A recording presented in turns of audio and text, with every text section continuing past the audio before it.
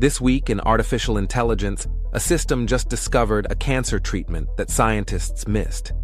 ChatGPT crossed 800 million weekly users and turned into something far bigger than a chatbot.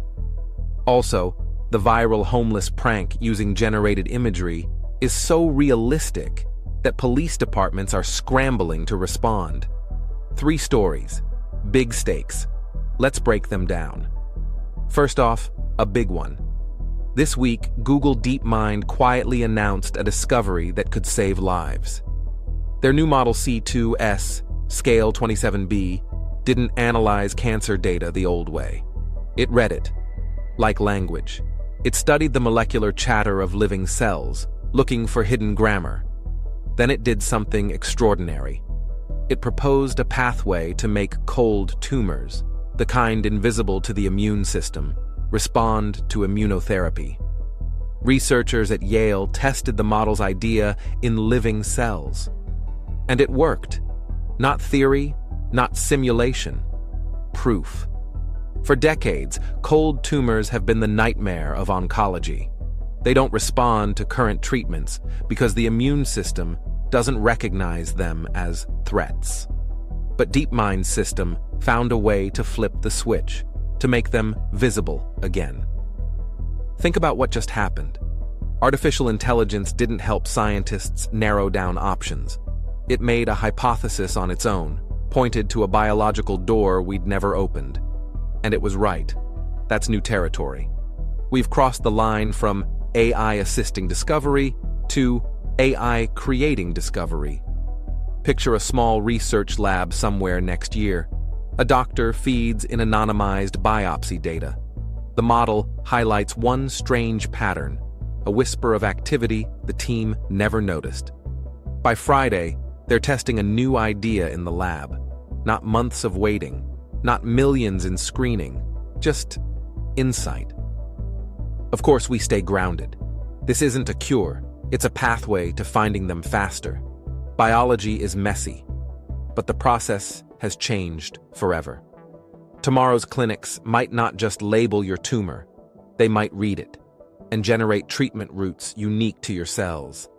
The doctor stays in charge, but now there's a colleague with superhuman pattern sense sitting beside them.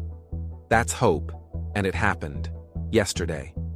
Next up, from cells to silicon, ChatGPT just hit 800 million weekly active users. That's not signups, that's people using it every single week. OpenAI's Dev Day in October revealed why.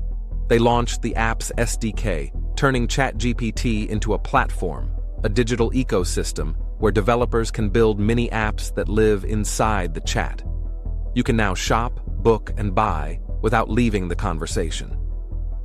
A travel app can appear right in the thread, show you flights, take your payment, and send the confirmation, all without opening a browser tab. That's frictionless. That's the App Store moment for AI. Let's pause on the scale. 800 million people every week, more than the population of Europe. 1 month ago, it was 700 million. That's 100 million new weekly users in 30 days. Growth like that doesn't happen often in tech. Here's why it matters. When you remove the friction between conversation and action, you don't just make life easier. You change how the internet works. You no longer go out to the web comes to you. Imagine it's Friday evening. You tell ChatGPT, find me a weekend break, leaving tomorrow. The travel app opens inline, checks trains, finds 2 hotels, even drafts a text to your partner. You glance, approve, done. That's what's happening with just the first wave of apps inside ChatGPT right now. For developers, it's a gold rush, instant access to hundreds of millions of users. For users, it's convenience turned up to 11. But with great power comes the same old question. Who decides what gets shown? If ChatGPT becomes the default interface to the internet, OpenAI becomes the gatekeeper. Just as Apple controls its App Store and Google controls search. That's the start of a new platform war. Only this time, the battlefield isn't your phone, it's your conversation. Now, the dark side.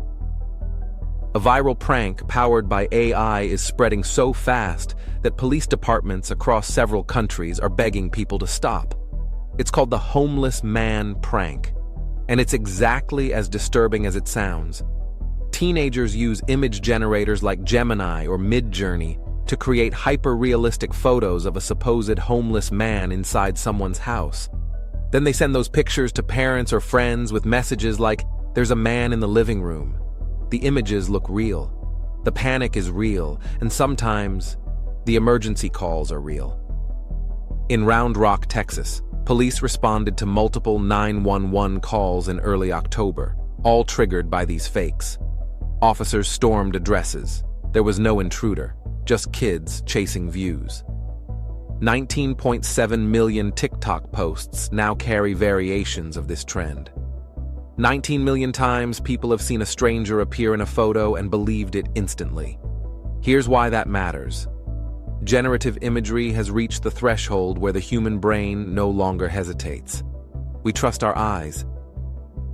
And that reflex is now exploitable. What happens when emergency services start doubting every photo they receive? When the line between evidence and entertainment blurs completely? This isn't about copyright or creativity anymore. It's about public safety. It's about trust. One practical rule to remember: if an image shocks you, pause before you share. Call, don't text. Verify the source. The new literacy isn't reading or writing, it's believing wisely. So, what do we take from this week? AI isn't slowing down. It's learning faster than ever, in labs, in browsers, and in our feeds. We saw a model make a biological discovery that scientists missed.